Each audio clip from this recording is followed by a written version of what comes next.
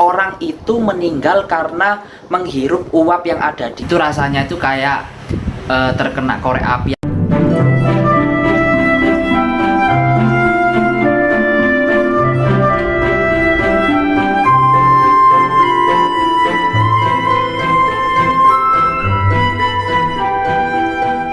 Halo guys, welcome back to my channel Raam Official.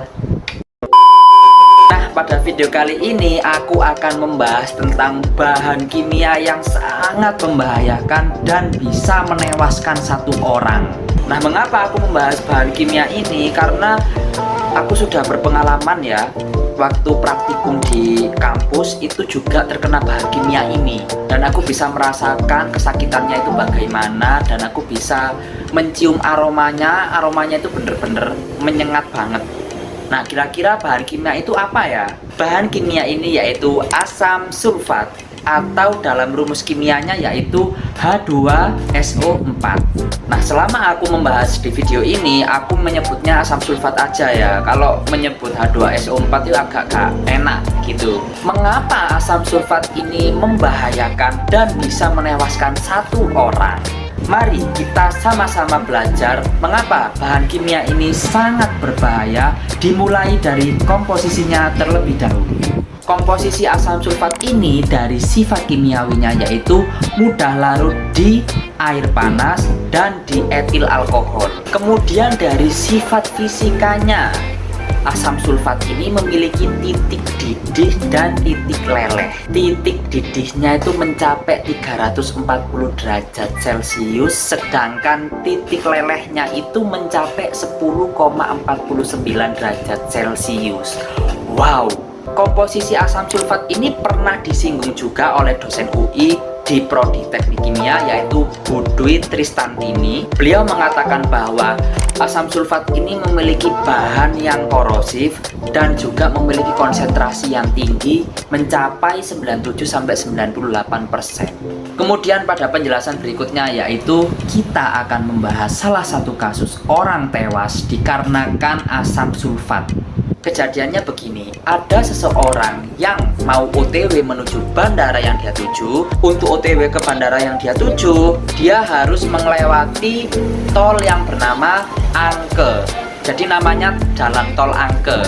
Nah, pada kilometer 17, seseorang itu menabrak truk, di mana truk itu berisi asam sulfat. Akhirnya truknya guling, otomatis bahan-bahan kimia yang ada di dalam truk itu tumpah. Nah, bahan kimia tersebut otomatis jatuh ya, tumpah mengenai seseorang tersebut. Otomatis orang tersebut meninggal. Karena terkena asam sulfat itu bisa menimbulkan luka bakar. Kemudian dari kematian orang tersebut dikutip lagi oleh bu dosen tersebut bahwasannya orang itu meninggal karena menghirup uap yang ada di kandungan asam sulfat. Artinya aromanya itu tercium baunya itu tercium gitu. Dampak menghirup asam sulfat yaitu bisa mengganggu organ pernapasan kita. Nah, dari kasus tersebut itu tadi aku itu membaca dari berita yang berbeda-beda. Ada yang mengatakan bahwa orang tersebut meninggal karena menghirup aroma asam sulfat, dan ada yang mengatakan bahwa orang tersebut meninggal karena cairan asam sulfat mengenai kulit orang tersebut. Jadi dari kasus tersebut dapat aku simpulkan bahwasannya asam sulfat itu sangat membahayakan, baik dari aromanya ataupun dari cairannya. Dan untuk penjelasan berikutnya yaitu pengalaman pribadi ketika berinteraksi sama bahan kimia tersebut. Jadi ceritanya begini, suatu hari itu kan aku lagi ke kampus ya, dimana aku praktikum mata kuliah biokimia. Bahan-bahan yang digunakan yaitu salah satunya menggunakan asam sulfat. Waktu itu dosenku memberikan peringatan kepada mahasiswanya, adik-adik kalau mau menggunakan asam sulfat silakan menuju ke lemari asam. Nah, ketika aku mengerjakan praktikum, aku butuh asam sulfat, dan otomatis aku harus menuju ke lemari asam. First time ya, ketika aku ke lemari asam itu memang baunya sangat menyengat dan bisa menimbulkan pingsan.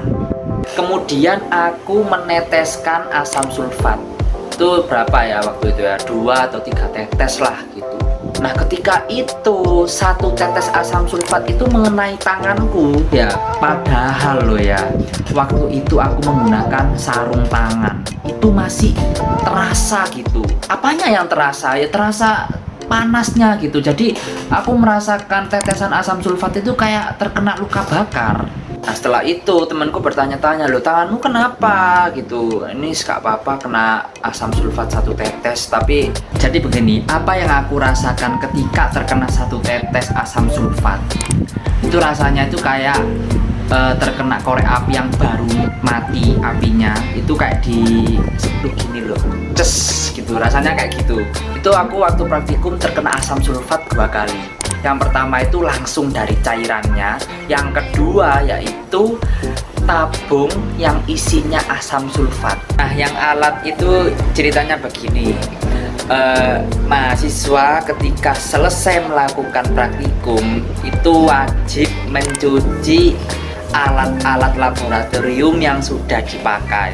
Nah aku mencuci alat-alat lab gitu.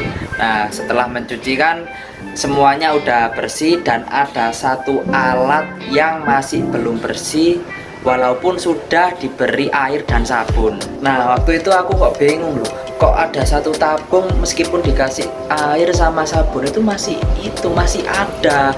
Lalu aku itu bawa kayak semacam serokan tabung gitu loh, serokan tabung gini, diginikan itu ya, set dimasukkan gini, itu set gini, itu langsung tanganku itu langsung terasa panas gitu ceritanya. Nah otomatis aku spontan kaget dan melempar tabung itu karena kok panas banget waktu diginikan gitu.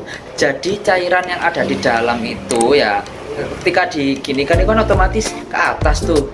Nah itu mengenai tanganku juga, dan itu rasanya aduh panas sekali. Nah aku ini menduga pasti ini asam sulfat, soalnya aku terkena asam sulfat itu panasnya kayak gini persis gitu.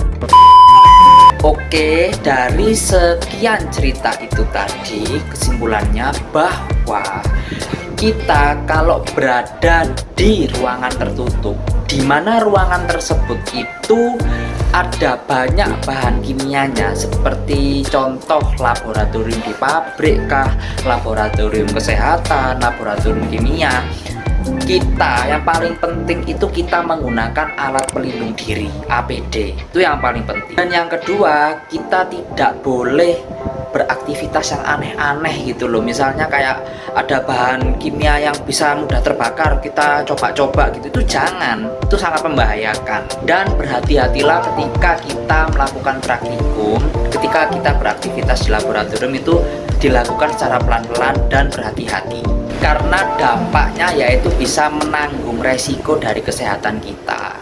Oke, sekian dari video aku tadi. Apabila ada kalimatku yang kurang tepat atau salah gitu, bisa diluruskan dengan cara komen di video aku yang ini. Jangan lupa untuk subscribe, like, komen, dan tekan tombol lonceng pada channel aku.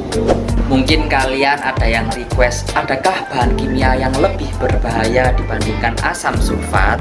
Boleh banget kalian mengomentari video aku. Dan apapun itu yang berbau sains atau berbau kesehatan, boleh banget kalian komen di video aku.